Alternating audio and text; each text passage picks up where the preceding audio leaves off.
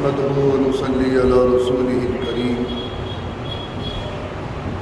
أما بعد بسم الله الرحمن الرحيم وعن أبي سعيد رضي الله تعالى عنه خطبنا رسول الله صلى الله عليه وسلم فقال إن الله قد فرض عليكم الحج فحجوا أو كما قال عليه الصلاة والسلام اللهم طهر قلبي من النفاق وعملي من الرياء ولساني من الكذب وعيني من الخيانة فإنك تعلم خائنة الأعين وما تخفي الصدور. عزیزان گرامی، مسائل و فضائل کی فہرست بہت طویل ہے.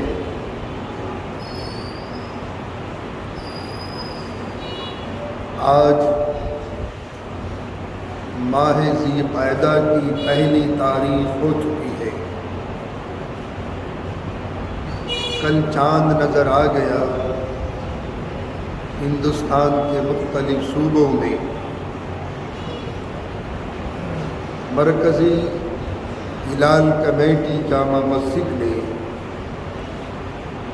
متفقہ فیصلہ صادر فرما دیا کہ چاند رؤیت عام ہوئی ہے. کوئی شک و شبے کی گنجائش نہیں تھی. اس لیے آج ماہ ذی قعدہ کی پہلی تاریخ ہے. مسائل کی فہرست بہت طویل ہے. گزشتہ جمعے کو میں نے عرض کیا تھا کہ حج کا نصاب اور عمرے کا آسان طریقہ کیا ہے. حج کا نصاب ذہن نشین فرما لیں. حج کے نصاب کے لیے اس مال پر سال کا گزرنا شرط نہیں ہے. یہ نصاب تو زکوٰۃ کا ہے. حج کا نصاب صرف اتنا ہے کہ آپ کے پاس اتنا پیسہ آ جائے کہ سفر کا خرچ، آنے جانے کا خرچ، وہاں کے قیام کا خرچ اور جتنے دن وہاں قیام رہے اس کا خرچ اپنے بال بچوں کے پاس دے دیں تو حج فرض ہو گیا. اس انتظار میں نہ رہیں کہ میاں بچیاں جوان بیٹھی ہیں پہلے ان کا نکاح کر دوں. ان کا نکاح بھی ہو جائے گا، رشتے بھی آ جائیں گے. لیکن اگر آپ نے یہ حج چھوڑ دیا، جان کر چھوڑا ہے، نصاب ہوتے ہوئے، تو پھر گنہگار ہوگی. اس لیے سب سے پہلے اس فریضے کو ادا کر لیا جائے. یہ حج کا نصاب ہے. جہاں تک عمروں کا تعلق ہے، عمرہ تو 12 مہینے کبھی بھی کر سکتے ہیں سوائے 4 دن کے، 9، 10، 11، 12. یہ ایام حج ہے. ان 4 دنوں میں تو عمرہ کرنا جائز نہیں. ان کے علاوہ چاہے جب عمرہ کر سکتے ہو، رات میں، دن میں، شوال میں، ذی قعدہ میں، محرم میں، سفر میں، چاہے جب عمرہ کر سکتے ہو. رمضان شریف کے عمرے کی فضیلت بھی ذہن نشین فرماتے چلیں. نبی پاک صلی اللہ علیہ وسلم کا پاک ارشاد ہے کہ جس میرے امتی نے رمضان شریف کا عمرہ کر لیا تو اس کا اتنا اونچا ثواب ہے، اتنا اعلیٰ ثواب ہے کہ جیسے اس نے میرے ساتھ حج کر لیا. اللہ اکبر کبیرہ. جیسے اس نے میرے ساتھ حج کر لیا. تو بڑے سعادت مند ہیں وہ حضرات بڑے نیک وقت ہیں وہ حضرات، وہ میری ماں اور بہنیں، وہ میرے بھائی، میرے بزرگ جن کو رمضان شریف کا عمرہ نصیب ہو جائے۔ بہت سعادت مندی کی بات ہے۔ اللہ ہم سب کو وہاں کی حاضریاں، وہاں کی سعادتیں بار بار نصیب فرمائے، آمین یا رب العالمین۔ عمرے کا آسان طریقہ ذہن نشی فرما لیں۔ اگر آپ کی فلائٹ براہ راست جدے پہنچ رہی ہے تو آپ کا جو میقات ہے اپنی ملک کا ایئرپورٹ ہے، یہیں سے آپ عمرے کی نیت سے احرام باندھیں، اور اگر آپ کی فلائٹ وایا ریاض مدینہ منورہ پہنچ رہی ہے تو پھر احرام نہ باندھیں۔ مدینے کے قیام سے فارغ ہو کر جب آپ مکۃ المکرمہ تشریف لائیں تو وہاں ابیار علی ایک جگہ ہے جس کا قدیم نام ذوالحلیفہ ہے، یہ اہل مدینہ کی میقات ہے، اب اس کا نام ابیار علی ہے۔ یہاں سے احرام بندھے گا عمرے کا۔ البتہ جن حضرات کی فلائٹ براہ راست جدے پہنچ رہی ہے ان کے لیے ان کا میقات ان کے ملک کا ایئرپورٹ ہے، یہیں سے آپ احرام کی نیت سے احرام باندھیں۔ وہ 2 چادریں ہیں، ایک کو تہمت کی جگہ باندھ لیں، ایک کو کرتے کی جگہ اوڑھ لیں۔ 2 رکعت نماز نفل پڑھیں۔ پہلی رکعت میں الحمد شریف کے بعد قل یا ایھا الکافرون، اور دوسری میں الحمد شریف کے بعد قل هو اللہ۔ ان 2 رکعت نماز سے فارغ ہو کر نیت کریں گے، اللہم انی ارید العمرۃ فیسرھا لی وتقبلھا منی۔ اے اللہ، میں نے عمرے کی نیت سے احرام باندھا ہے، عمرے کی نیت کی ہے، اسے قبول فرما اور اس کو میرے لیے آسان فرما۔ جو زبان آپ جانتے ہیں اس زبان میں نیت کر لیں، اللہ تعالیٰ تمام زبانوں سے واقف ہے، جس زبان میں آپ چاہیں نیت کر لیں۔ یہاں سے آپ تلبیہ شروع کریں گے، لبیک اللہم لبیک لا شریک لک لبیک ان الحمد والنعمت والملک لا شریک لک۔ یہ تلبیہ ترانہ ہے حاجیوں کا اور معتمرین کا۔ خیر کے ساتھ جب جدے پہنچ جائیں، وہاں کے مراحل کو طے کر کے مکۃ المکرمہ پہنچے، زادہ اللہ شرفا و تعظیما و تکریما، اپنے ہوٹل میں سامان کو سیٹ کر کے پھر آپ عمرے کے لیے حرم شریف پہنچے۔ یہاں مناسک حج میں کچھ محاورات ہیں۔ ایک ہے استقبال، حجر اسود کے سامنے ہو کر کھڑے ہو کر پہلے آپ استقبال کریں گے خانہ کعبہ کا، یہ استقبال ہے، بسم اللہ اللہ۔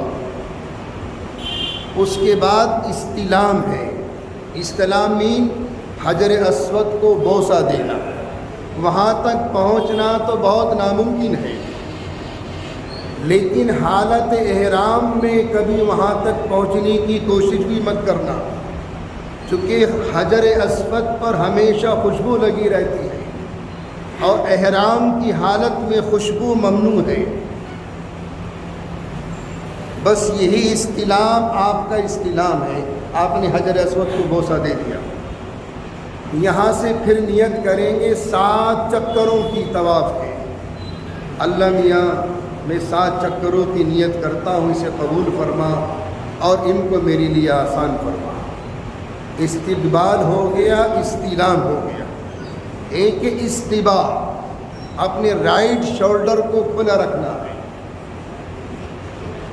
یہ سیدھا کندھا کھلا رکھنا ہے، وہ چادر کو نیچے سے نکال کے اس پر الٹے ہاتھ کے اوپر ڈال لیں۔ پھر آگے جو محاورات رمل، پہلے 3 چکروں میں رمل ہے، رمل رمل کے معنی تھوڑا سا کندھوں کو مٹکا کر چلنا، اکڑ کر چلنا. یہ اکڑ وہیں جائز ہے ان 3 چکروں میں، باقی دنیا کی کسی سرزمین پر اکڑ جائز نہیں، بس وہیں جائز ہے، یا پھر میدان جہاد میں دشمن کے مقابلے. یہ 2 جگہ ایسی ہیں جہاں اکڑ جائز ہے، باقی کسی اور سرزمین پر کہیں بھی اکڑ جائز نہیں. اللہ کو اکڑ پسند ہے، بڑا تو خدا ہے، اس کی شان اکڑ کرنا، اس کی شان کبریائی ہے. وہ اپنے آپ میں کتنا ہی اکڑے، کتنا ہی بڑا مانے، اللہ کی ذات برابر برا ہے، وہ اس کی شان ہے. اگر پہلے چکر میں رمل بھول گیا دوسرے میں کر لے. صرف مردوں کے لیے حکم ہے یا خواتین کے لیے نہیں. دوسرے میں بھول گیا تیسرے میں کر لے. اگر تیسرے میں بھی بھول گیا تو پھر رمل نہ کرے، کوئی دم واجب نہیں. میاں اتنا ڈرا دیتے حاجیوں کو، معتمرین کو کہ میاں اگر یہ بھول گیا تو دم، میاں وہاں دم دیتے دیتے دم نکل جائے گا. ہر رکن پر دم واجب نہیں ہے، اس کے شرائط ہیں، وہ جنایات ہیں، اس کی تفصیل الگ ہے. بہرحال ابھی آپ 7 چکر پورے کریں گے، پھر ہر چکر پر استلام ہوگا، ہر چکر پر استلام ہوگا. آخر میں جب آپ کے یہ 7 چکر پورے ہو جائیں، جو دعا مانگنی مانگو طواف کرتے ہوئے. مناسک کے حج میں ہر شوط مین چکر، وہ راؤنڈ لگانا، ہر چکر کی دعا الگ ہے. اگر آپ کے پاس مناسک کے حج کے کتابچے ہیں تو آپ ان کو پڑھتے رہیے، نہیں تو جو دعا مانگے مانگتے رہو، جتنی دعائیں چاہیں مانگو. جب 7 شوط پورے ہو جائیں، 7 چکر مکمل ہو جائیں، تو پھر آپ مقام ابراہیم کے پاس آئیں. 2 رکعت نماز، یہ واجب الطواف ہے. وہاں تو بہت ناممکن ہے آج کے دور میں، مطاف میں، دالان میں، ترکوں کے دالان میں، سعودی کے دالان میں، جہاں چاہیں آپ یہ نماز پڑھ لو. ہاں اگر عصر کے بعد میں آپ طواف کر رہے ہو تو عصر کے بعد میں کوئی نفل نہیں، یہ 2 رکعت نماز آپ مغرب کے بعد ادا کریں گے طواف کے. یہ 7 چکر پورے ہو گئے، مقام ابراہیم پر دعا مانگ لی، ملتزم پر دعا مانگ لی، حتیم میں دعا مانگ لی. بہرحال اب یہاں سے فارغ ہو کر ایک استلام اور آخری، یہ استلام کرنے کے بعد سیدھا صفا پر پہنچیں گے سعی کے لیے، اور صفا پہاڑی آپ کے پیٹھ کے پیچھے ہوگی اور سامنے خانہ کعبہ. سعی کا پہلا راؤنڈ لینے سے پہلے دعا مانگیں گے، جتنی دعا چاہیں مانگو، دل کھول کے مانگو، رو رو کے مانگو. اس بیچ میں زمزم پی لو، طواف سے فارغ ہو کر زمزم پیو، اور زمزم کا دیکھنا بھی عبادت ہے، اور اس کے دیکھنے پر اللہ تعالیٰ تمام گناہوں کو ختم کر دیتا ہے. النظر الى زمزم وَيَتَخُطُّ الْخَطَايَا او كما قال علیہ السلام. جس میرے امتی نے زمزم کو دیکھ لیا تو اللہ تعالیٰ اس زمزم کے پانی کو دیکھتے ہی اس کی تمام خطائیں معاف کر دیتا ہے. تو زمزم دوا بھی ہے، غذا بھی ہے. اتنا پیو، ڈٹ کر پیو، یہاں تک کہ کوکیں آپ کے تن جائیں، حلق تک آپ کا پانی آ جائے. اس میں ہر مرض کا علاج بھی ہے. زمزم یہ بہت مقدس پانی ہے. بہرحال صفا پر پہنچے، پانی پی کر دعا مانگے، پھر آپ صحیح کریں. میلائن افزرائن، وہاں مردوں کو تھوڑا سا جھپٹ کر چلنا ہے، قدم بڑھانا. عورتیں نہیں چلیں گی، وہ اپنی چال چلیں گی. मरवा पर पहुँचेंगे 1 चक्कर, मरवा से सफ़ा पर आएंगे 2 चक्कर, आखिरी जो 7वां चक्कर होगा वो मरवा पर मुकम्मल होगा। सही के बाद की भी 2 रकतें हैं, अगर पढ़ने सवाब, ना पढ़ें तो कोई गिरफ्त नहीं है। ये आपका उम्रा मुकम्मल हो गया। अब बाहर आए, हजामों को देखो, अपना हलक कराओ, सर मुनवाओ, एहराम से बाहर। ये उम्रे का आसान तरीक़ा है। और एक बात ज़हन नशी फरमा लें, जितने भी हुज्जाज जाने वाले हैं, अगर किसी हाजी की तरफ से कोई तकलीफ़ पहुँचे तो बर्दाश्त कर लेना। अपनी ज़ात से किसी को तकलीफ़ ना पहुँचाना। अगर किसी, चूँकि हर मिजाज का इंसान आपका रूममेट होगा, खेमों में भी रहेंगे आपके साथ, तो हर मिजाज का आदमी आपके खेमों में रहेगा, मक्के के होटल में रूममेट रहेगा। लेकिन अगर किसी की तरफ से कोई तकलीफ़ पहुंच रही है तो बशासत के साथ उसको बर्दाश्त करना। इंशाअल्लाह बाकी तफसील आइंदा जुमे को आएगी।